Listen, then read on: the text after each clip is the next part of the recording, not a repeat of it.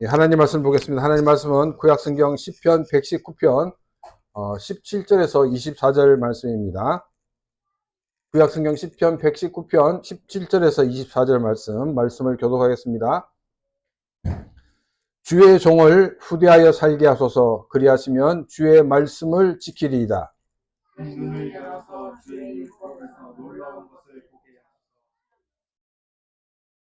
나는 땅에서 나그네가 되었사오니 주의 계명들을 내게 숨기지 마소서.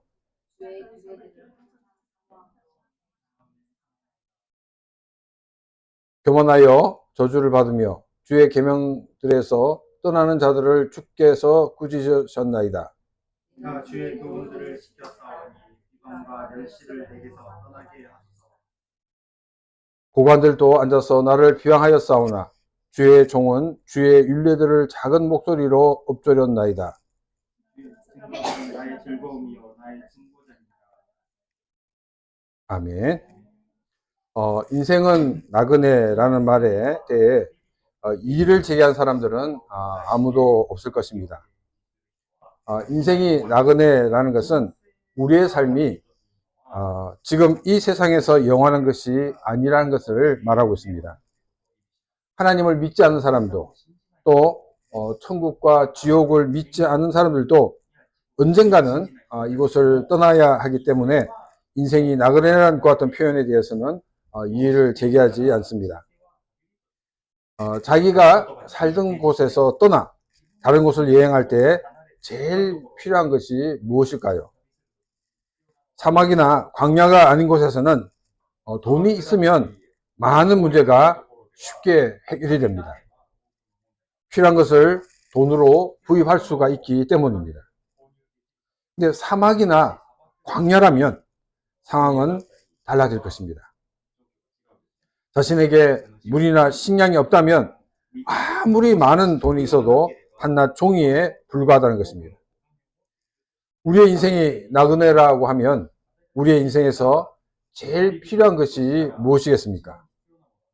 우리의 인생은 도심을 여행하는 사람들처럼 여행하는 것이 아닙니다. 사막과 같은 곳을 또 광야와 같은 곳을 여행하는 것이 우리의 인생입니다. 인생의 여정에서 제일 필요한 것이 무엇이냐고 물으면 사람들은 이제까지 자신에게 부족했던 것을 가장 필요하다고 말할 것입니다. 그런데 성경은 나그네인 우리에게 제일 필요한 것은 인생의 내비게이션인 성경이라고 말하고 있습니다. 오늘도 우리가 시편 119편 말씀 중에서 17절에서 24절의 말씀을 중심으로 함께 말씀을 묵상하며 은혜를 받고자 합니다. 처음 내비게이션을 사용하는 사람들은 이 내비게이션을 정확하게 읽지 못하는 경우가 많이 있습니다. 그래서 조금 더 가서 이렇게 좌회전해야 되는데 그것을 좀 빠르게 좌회전하는 경우가 있습니다. 내비게이션을 정확하게 읽어야 실수를 하지 않고 또 원하는 목적지에 갈 수가 있습니다. 내비게이션이 알려주는 정보가 문제가 있다면 몰라도 업그레이드가 되어서 전혀 문제가 없다고 그러면 사실 우리가 그 내비게이션을 읽지 못하는 것이 문제라는 것입니다. 시편 기자는 인생의 내비게이션이 성경을 정확하게 읽고 또 정확하게 그 말씀대로 살기를 갈망하였습니다. 그래서 17절에서 이렇게 강구하고 있습니다. 주의 종을 후대하여 살게 하소서. 그리하시면 주의 말씀을 지키리이다. 이 17절을 일본어 성경과 또 한국어 성경을 이렇게 비교해서 보게 되면 원어에 가깝게 번역된 성경이 일본어 성경 번역입니다. 당신의 종을 후대하여 주십시오. 내가 살고 당신의 말씀을 지키겠나이다. 혹은 당신의 종을 후대하여 주십시오. 내가 당신의 말씀을 지키고 살겠습니다. 라고 우리가 직역을 할 수 있습니다. 자, 그렇다 그러면 후대한다는 말의 뜻은 무엇일까요? 이 잘 대접한다 하는 것입니다. 그래서 한국 성경을 그대로 읽게 되면 저를 잘 대접해서 살게 해주시면 제가 주님의 말씀을 지켜 살겠습니다. 라고 이렇게 오해를 할 가능성이 있게 되게 됩니다. 무엇을 해주시면 어떻게 하겠습니다. 이것은 하나님 앞에서 거래하는 태도입니다. 우리는 하나님과 거래를 할 수 있는 존재가 아닙니다. 하나님은 창조주이시고 우리는 하나님이 지으신 피조물이기 때문입니다. 또한 우리는 죄와 허물로 죽었던 존재입니다. 그런데 우리는 죄에서 구원을 받아 하나님의 자녀가 되었습니다. 하나님은 우리의 조건이 충족되었기 때문에 우리를 구원하시고 하나님의 자녀로 삼으신 것이 아닙니다. 하나님의 일방적인 은혜와 사랑으로 구원을 받고 하나님의 자녀가 된 것입니다. 우리가 거래를 한다 하면 좀 동등한 그런 관계이든지 아니면 차이가 나더라도 조금 차이가 날 때 그것이 가능한 것입니다. 피조물인 인간은 창조주 하나님과 어떤 거래도 할 수 없는 너무나도 큰 차이가 나는 존재라는 것입니다. 또 자녀들이 이 부모를 협박하여 부모의 허락을 얻어내는 그런 경우도 있습니다. 이것처럼 하나님께 협박을 해서 무언가 얻으려는 것도 역시 안 된다는 것입니다. 부모들은 자녀들이 때를 쓰면 다른 방법이 없어서 자녀가 원하는 것을 들어주지만 하나님의 지혜는 무궁무진하여 모든 문제를 해결하는 방법도 무궁무진하다는 것입니다. 그래서 하나님께 때를 쓰게 되면 쓸수록 결국 손해가 보는 것은 자신이라는 것을 기억해야 됩니다. 하나님 앞에서 어떠한 조건도 제시해서는 안 됩니다. 기도할 것이 있으면 그냥 하나님께 나아가 기도하시기 바랍니다. 그리고 자신의 문제를 해결해 달라고 기도하시기 바랍니다. 그러면 하나님이 개입해 주셔서 우리의 문제를 해결해 주실 것입니다. 이 후대라는 이 단어의 히브리어 의미를 살펴보면 이 히브리어 의미는 젖을 떼다 혹은 성숙시키다 라는 뜻입니다. 아이가 한 걸음 더 성숙한 사람이 되기 위해서는 엄마의 젖을 떼기 싫어도 젖을 떼야 하는 그런 과정을 겪게 됩니다. 그래서 히브리어에서는 젖을 떼다 라는 이 단어가 성숙시키다 라는 단어로 사용되고 있다고 봅니다. 후대해 달라는 것은 좋게 대우해 달라는 말이 아닙니다. 더 성숙한 사람이 되게 해달라는 것입니다. 아이에게 젖을 떼는 것은 엄청난 상실감을 안겨줄 것입니다. 그러나 이러한 과정을 거쳐야지만이 한 사람으로 성장할 수가 있는 것입니다. 시편 기자는 성숙한 하나님 백성이 되게 해달라는 것입니다. 자신이 하나님의 말씀을 지키지 못하는 것은 성숙한 하나님의 백성이 되지 못했기 때문이라는 것입니다. 우리는 성숙한 크리스찬이 되기 위해서 날마다 하나님 앞에 서는 그런 귀한 삶이 되시기를 바랍니다. 또 성숙으로 나아가기 위해 아이가 젖을 끊는 것처럼 우리는 성숙한 크리스찬이 되기 위해서 끊어내야 할 것들이 있습니다. 무엇을 끊어내야 될지 우리가 쉽게 발견하는 것도 있지만은 예를 들어서는 오랜 세월이 흘러도 그것을 발견하지 못하는 경우가 많이 있습니다. 그래서 시편 기자는 이렇게 기도하고 있습니다. 18절 말씀입니다. 내 눈을 열어서 주의 율법에서 놀라운 것을 보게 하소서. 시편 기자는 눈을 열어달라고 기도하고 있습니다. 시편 기자가 성경을 전혀 읽지 않은 것도 아니었습니다. 성경을 읽으면서도 성경을 통해 자신에게 말씀하시는 하나님의 뜻이 무엇인지를 이해하지 못하였습니다. 무엇 때문일까요? 사람들은 자기가 편리한 대로 받아들이는 경향이 있기 때문입니다. 자기가 듣고 싶은 것만 듣고 자기가 보고 싶은 것만 보고 자기가 하고 싶은 것만 하려고 하는 것이 우리 인간입니다. 그래서 자신에게 말씀하시는 하나님의 음성을 듣지 못합니다. 그 결과는 자신의 문제가 무엇인가를 발견하지 못합니다. 하나님은 나의 성숙을 막고 있는 것을 끊어내게 하기 위해서 때를 따라서는 시련으로 인도하시기도 하고 계시다는 것입니다. 근데 사람이 이 시련을 통과하면 자신이 성장되기 위해서 성숙을 막는 모든 것을 끊어내야 되는데 오히려 더 집착하는 현상을 보이기도 합니다. 성경을 읽을 때 자신의 고집, 자신의 철학, 자신의 경험, 이 모든 것을 내려놓아야 합니다. 이것이 하나님의 말씀을 바로 볼 수 있는 눈을 여는 방법입니다. 눈을 뜨게 해달라고 하면서 눈의 안대를 여전히 하고 있으면 눈을 떠도 볼 수가 없을 것입니다. 자신의 안대를 벗는 일은 자신이 해야 합니다. 아마도 자신이 안대를 벗는 순간 자신의 눈이 이미 떠 있다는 것을 알 수가 있을 것입니다. 19절 말씀입니다. 나는 땅에서 나그네가 되었사오니 주의 계명들을 내게 숨기지 마소서. 시편기자는 자신을 나그네라고 말하고 있습니다.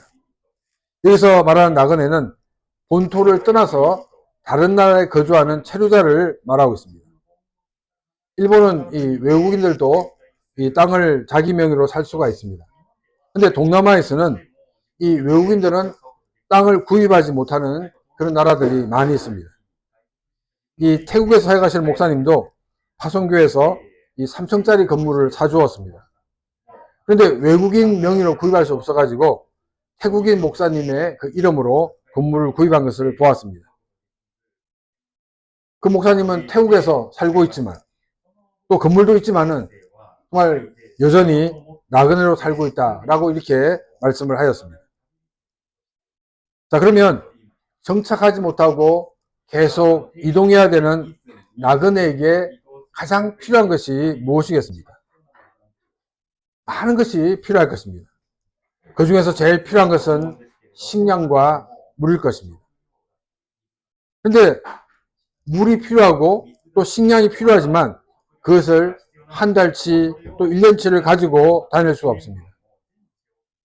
사람들에게 필요한 물의 양을 그 하루에 2리터라고 말합니다. 그럼 일주일이면 14리터입니다. 4명의 가족이면 56리터, 약 56kg입니다. 그럼 한 사람이 하루 종일 14kg를 메고 다니는 것은 쉬운 일이 아닙니다.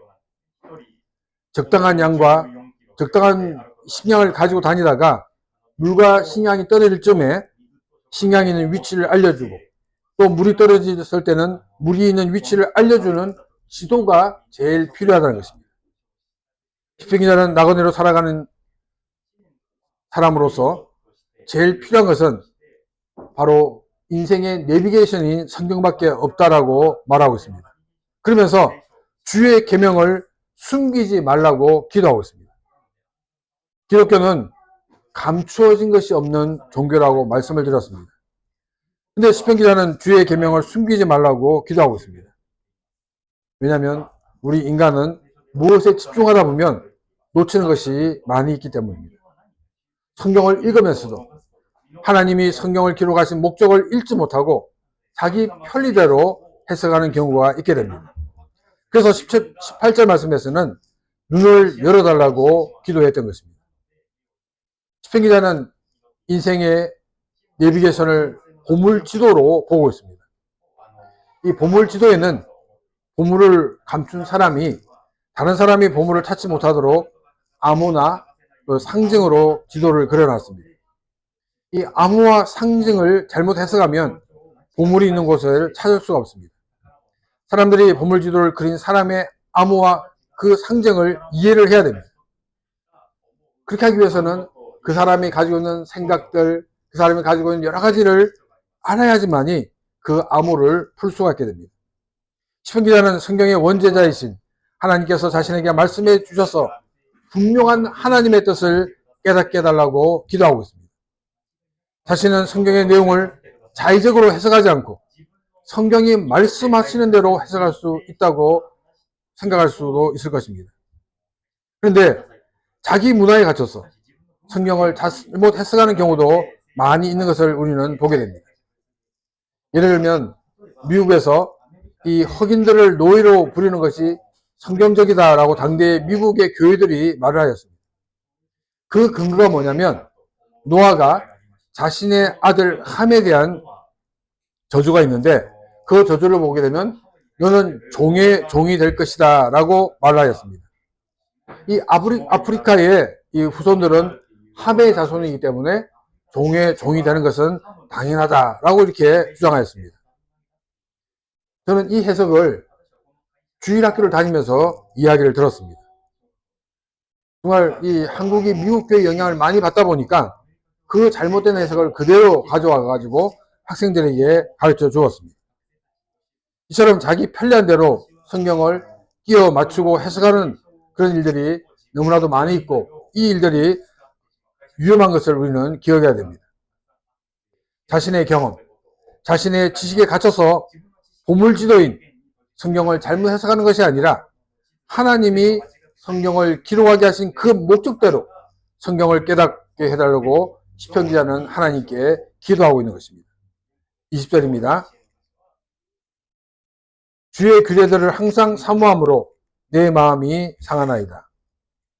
이 20절은 시편 기자가 하나님의 말씀을 얼마나 사모하는지를 보여주고 있습니다.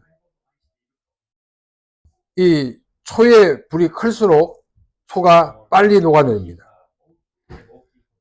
이제 제가 어릴 때는 한국에 이 정전이 자주 되었습니다. 또 정전이 한 번 되면 오랜 시간 동안 정전이 되었습니다. 그래서 어릴 때 초를 켜고 이렇게 생활한 적이 많이 있습니다. 이 초를 이렇게 관찰해 보면 굉장히 재밌습니다.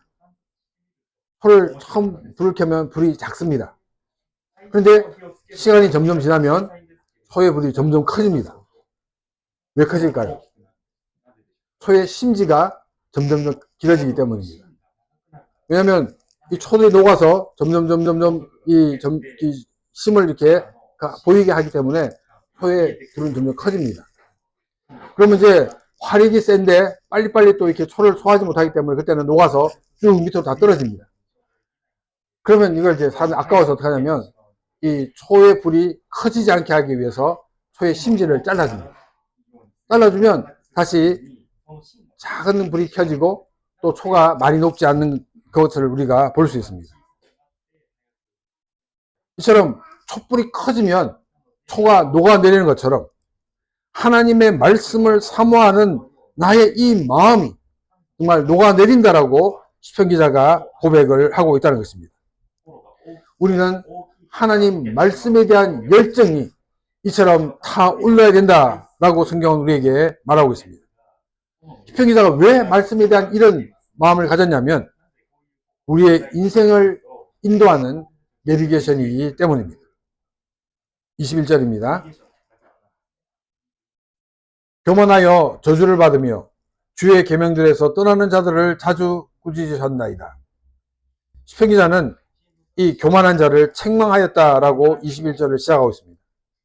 책망을 받은 자를 또 저주를 받은 자라고 말하고 있습니다. 이 사람들은 왜 저주를 받고 또 하나님으로부터 그 꾸지람을 받게 됐냐면 바로 하나님의 말씀을 떠났기 때문이라고 말하고 있습니다.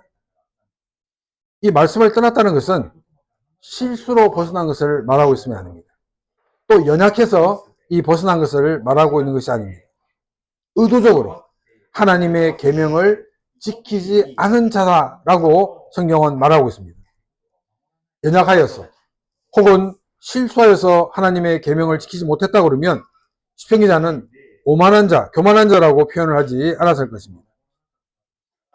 피조물인 우리 인간은 하나님으로부터 지음을 받은 존재입니다.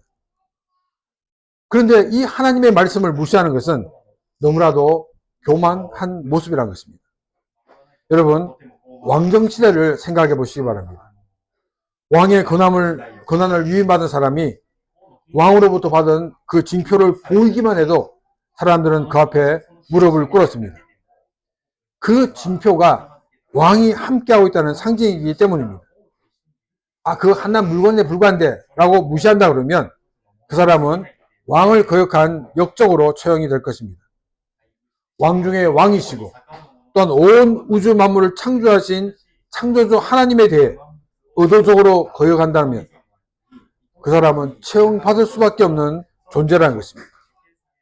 시편 기자는 오만한 자는 책망을 받을 것이라고 말하지 않고 책망을 이미 받았다라고 말하고 있습니다. 하나님의 말씀을 무시하는 그 자체가 이미 하나님으로부터 떠나 있고 하나님으로부터 저주를 받은 책망을 받은 존재라는 것을 말하고 있습니다. 22절입니다. 내가 주의 교훈을 지켰사오니 비방과 멸시를 내게서 떠나게 하소서. 하나님의 말씀에 대한 그런 불타는 열정을 가진 시편 기자는 정말 하나님의 말씀을 지키기 위하여 힘썼습니다. 그런데 이 교만한 자들은 하나님의 말씀을 의도적으로 떠났던 것입니다.